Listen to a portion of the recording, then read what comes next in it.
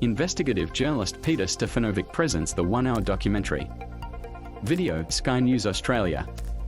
A noted aviation expert has said he has found the likely location of the doomed aeroplane MH370. If he's right, it would solve the 8-year-old mystery of the whereabouts of the aircraft and its 239 passengers and crew, all of whom are presumed to have perished. The findings have also reinforced a horrifying theory, said the senior officer in charge of the initial search of the missing plane's final hours. But the authorities are yet to be persuaded to tackle a new search mission.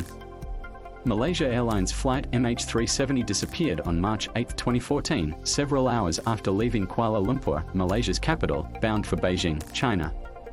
The plane headed northeast towards China, but not long after takeoff it abruptly changed direction in the Gulf of Thailand and headed back across the Malaysian peninsula. It then plotted a course southwest into the remote depths of the Indian Ocean. It's thought to have crashed 2,000 kilometers off the coast of Western Australia. The search for MH370 covered 120,000 square kilometers. But to no avail. A Royal Australian Air Force AP-3C Orion dropped stores to HMAS Toowoomba during a search for the missing Malaysia Airlines flight MH370. Photo LSIS James Whittle, file. British aerospace engineer Richard Godfrey has conducted a painstaking examination of the anomalies in radio signals from that fateful night. He has said that's enabled him to zero in on a new crash zone. In my view, there's no reason why we shouldn't be planning for a new search, Godfrey told Australia's Channel 9 on Sunday.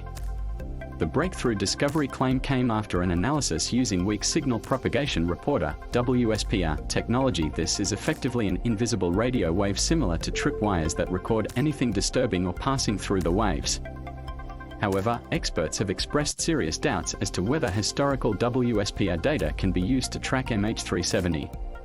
Godfrey told the 60 Minutes program that 160 signals were disturbed over the Indian Ocean that night, disturbances likely caused by an aeroplane.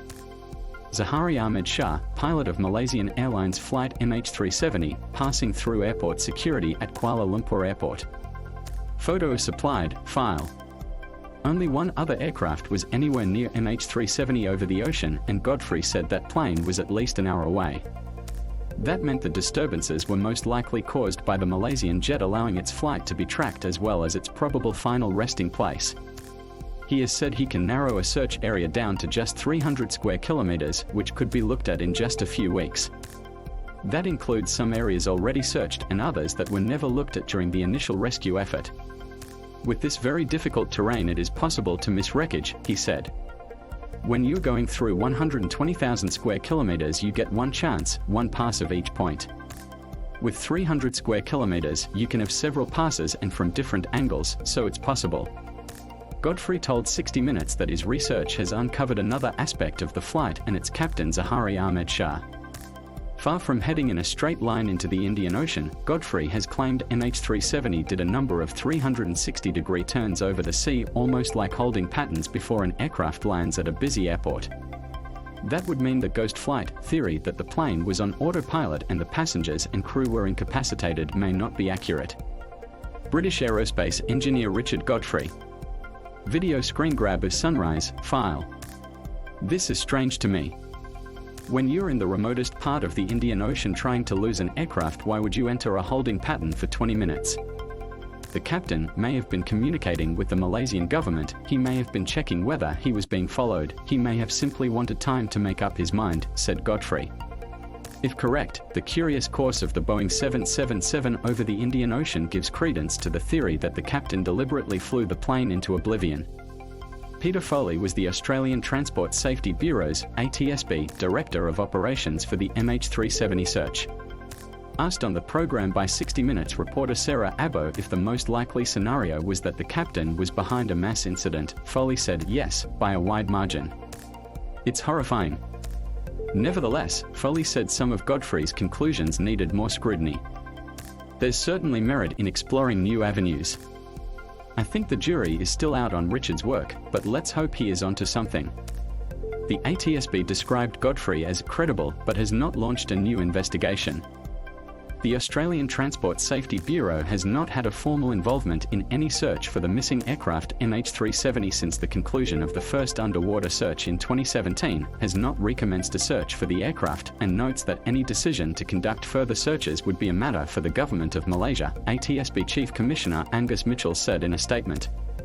A fast response craft tows able seaman clearance diver Michael Arnold as he searches for debris of the missing Malaysia Airlines flight. Photo of Lieutenant Ryan Davis, file. The ATSB is aware of the work of Mr. Richard Godfrey and acknowledges that he is a credible expert on the subject of MH370, but the ATSB does not have the technical expertise to, and has not been requested to, review his MH370 flight path, paper and workings. As such, the ATSB cannot offer an assessment of the validity of Mr. Godfrey's work using WSPR data. The ATSB does acknowledge that Mr. Godfrey's work recommends a search zone for MH370, a significant portion of which covers an area search during the ATSB-led underwater search. When the ATSB was made aware that Mr. Godfrey's zone incorporates an area of ocean survey during the ATSB-led search, out of due diligence the ATSB requested Geoscience Australia review the data it held from the search to revalidate that no items of interest were detected in that area. The ATSB expects that review to be finalised in coming weeks, the results from which will be made public on the ATSB's website. The ATSB acknowledges the importance of locating the aircraft to provide answers and closure to the families of those who lost loved ones. The ATSB remains an interested observer in all efforts to find the missing aircraft. Mitchell reiterated that any decision to conduct further searches for MH370 would be a matter for the Government of Malaysia, and that the ATSB was not aware of any requests to the Australian Government from Malaysia to support a new search for the missing aircraft. Godfrey's insights have led a grieving wife who lost her husband in the MH370 crash to now believe the incident was not a mechanical failure. The remains of Danica Weeks' husband, New Zealander Paul Weeks, have never been found. Former Christchurch man Paul Weeks, who was on Malaysian Airlines flight MH370. Photo supplied, file. Weeks told Sky News that after years of thinking the plane went down because of mechanical failure, she now believes it was. "I was so staunch about saying it wasn't the pilot," she said. "But now I have to throw all of that out after nearly 8 years since the disappearance and 3 years of searching for the plane by the authorities.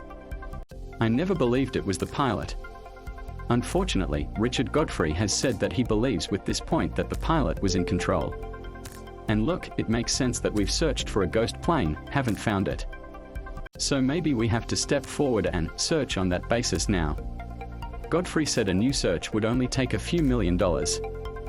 "I'm sure this mystery will be solved, and hopefully it will be solved later this year."